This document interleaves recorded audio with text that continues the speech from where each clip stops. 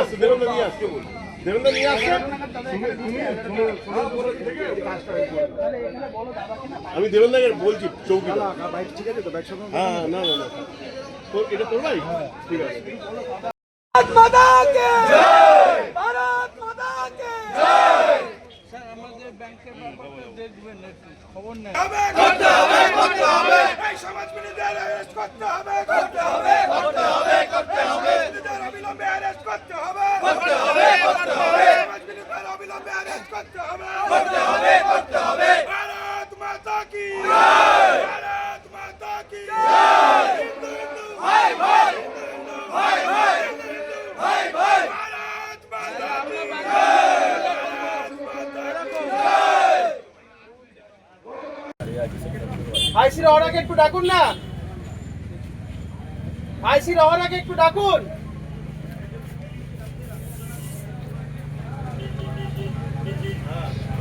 এই যে আইসি রহরা কে আছেন?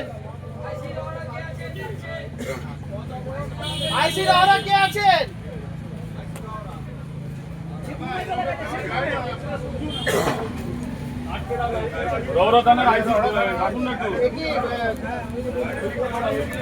বাবু এই চলতে থাকবে নাকি? সব জেহাদিদের জন্য হিন্দুরা সাফার করবে, হিন্দুরা কিচ্ছু করতে পারবে, হিন্দুরা কিচ্ছু করতে পারবে, হিন্দুরা ছাগলের 3 নম্বর বাচ্চায় থাকবে নাকি?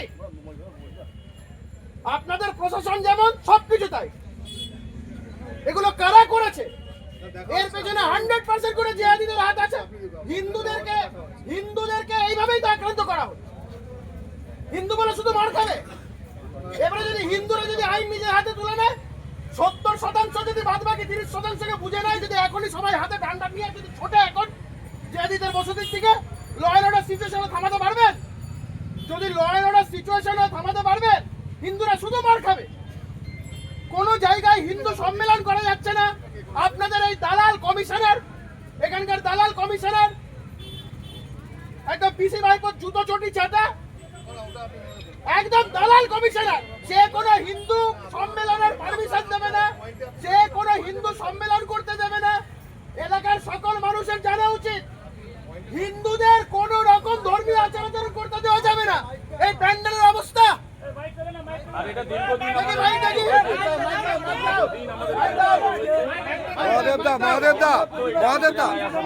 একটু ওই পাটটা যাও না, ওই পাটটা হচ্ছে কেউ উঠবে না। আমি এলাকার সমস্ত হিন্দু মানুষজন, যারা সনাতনী মানুষজন রয়েছে, সবার উদ্দেশ্যে বলছি, ঘরে বসে থাকবেন না, চোখ খুলুন, তাকিয়ে দেখুন। এটা কোনো রাজনৈতিক দলের কর্মসূচি নয়। ভারত মাতা হিসেবে আমরা যাকে পুজো করছি, আরাধ্য দেবী, সেই আরাধ্য দেবীকে সেই প্যান্ডেল জ্বালিয়ে দেওয়া হয়েছে। কালকে জিহাদিরা আমার আপনার বাড়িতে ঢুকে পড়বে, ঘর বাড়ি জ্বালিয়ে দেবে। এরপরেও যদি আমরা চুপ করে বসে থাকি, আমরা আমাদের নিজেদের মৃতদেহ নিজেরাই প্রস্তুত করছি। আপনাদের সকলের কাছে বলবো, প্রতিরোধ গড়ে তুলুন, প্রয়োজনে যা যা করতে হয় তাই করুন। এই ব্যারাকপুর কমিশনারেটের যিনি কমিশনার আছেন, প্রশাসনের দালাল, হিন্দুদের কোন রকম করে ধর্মীয় আচার আচরণ করতে দিচ্ছেন না। জায়গায় জায়গায় হিন্দুরা সম্মেলন করতে চাইছে, ধর্মীয় আচার আচরণ করতে চাইছে, তাদের করতে দেওয়া হচ্ছে না। ঘটিয়েছে যে জেহাদি শক্তিরা এই ঘটনা ঘটিয়েছে, তাদেরকে যদি গ্রেফতার না করা হয়, এলাকার সকল সনাতনী মানুষজন আপনারা প্রতিবাদে পথে নামুন। এই প্রতিবাদে কোনো ধর্ম নেই, এই প্রতিবাদে কোনো রাজনৈতিক রং নেই, পতাকা নেই, কিচ্ছু নেই। সমস্ত হিন্দু ধর্মাবলম্বী মানুষ, যত সনাতনী মানুষ আছে, নামুন। আজকে প্যান্ডেল পুড়িয়েছে, কালকে আমার আপনার বাড়ি পোড়াবে। আমরা এখনো ভুলে যাচ্ছি যে আমরা 70%, যারা 30% তাদের ভয় থাকা উচিত, আর আমরা 70% আমরা ভয় পেয়ে ঘরের ভেতর থাকবো। এলাকার সকল মানুষের কাছে অনুরোধ, আমরা 70, ওরা 30, প্রয়োজনে 70-এর ক্ষমতা বোঝাতে হবে। প্রশাসন যদি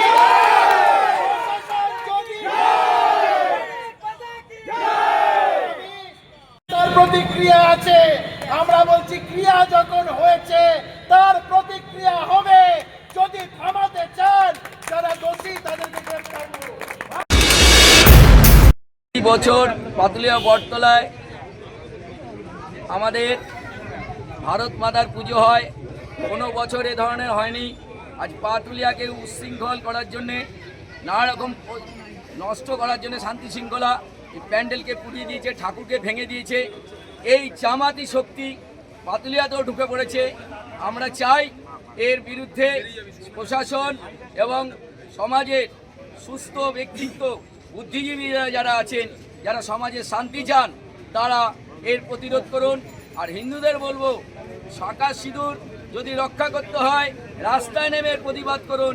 ঘরে থেকে প্রতিবাদ করে কিছু লাভ হবে না, দাঁত বার করে কোনো লাভ হবে না। রাস্তায় নামুন, এই অপশক্তির বিরুদ্ধে রুখে দাঁড়ান। নাহলে আজকে আপনার মেয়েটা যে শাঁখা সিঁদুর পরে বেরোচ্ছে সেটাও কোনোদিন আর বেরোতে পারবে না। এবং সনাতনী ধর্মের কোনো পুজো অনুষ্ঠান আপনারা করতে পারবেন না, এই বললাম। এবং শুভ ব্যক্তিত্ব সম্পন্ন যারা আছেন পাতুলিয়া বাসিন্দা, তারা দল মত নির্বিশেষে এই নোংরা কাজের বিরোধিতা করুন। আমার কোনো পার্টির ওপর রাগ নেই, আমার রাগ আছে এই সনাতনী ধর্মে প্রচার করার যে বাধা দিচ্ছে যারা, তাদের ওপরে। এই বলে আমি আমার কথা শেষ। পরিস্থিতির অবনতি ঘটুক, আমরা কেউ চাই না এমন কিছু একটা পরিস্থিতি হোক যাতে এলাকা উত্তপ্ত হয়ে যায়।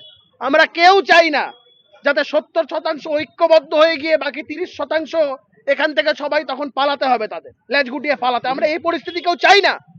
কিন্তু বারংবার হিন্দু ধর্মের প্রতি আক্রমণ, সনাতন ধর্মের প্রতি আক্রমণ, এই জেহাদি শক্তিদের যারা বারবার যা হচ্ছে এবং প্রশাসনের যে সম্পূর্ণ নিষ্ক্রিয়তা আমরা লক্ষ্য করছি, এই জিনিস সহ্য করা যায় না। আমরা প্রশাসনকে বলেছি তারা যাতে আইনানুগ ব্যবস্থা নেয়। তারা যদি আইনানুগ ব্যবস্থা না নেয় তাহলে সনাতনীরা তাদের নিজেদের ধর্ম রক্ষা করতে যা যা করার, সনাতনীরা খুব ভালো করে জানেন যে নিজেদের ধর্ম কি করে রক্ষা করতে হয়।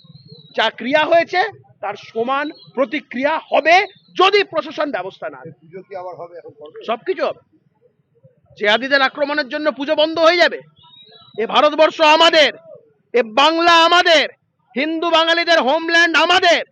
এখানে জেহাদি শক্তিরা তারা যদি আমাদের 70%কে 30% মাথায় নেচে দমিয়ে দিতে চায়, তা আমরা হতে দেব না।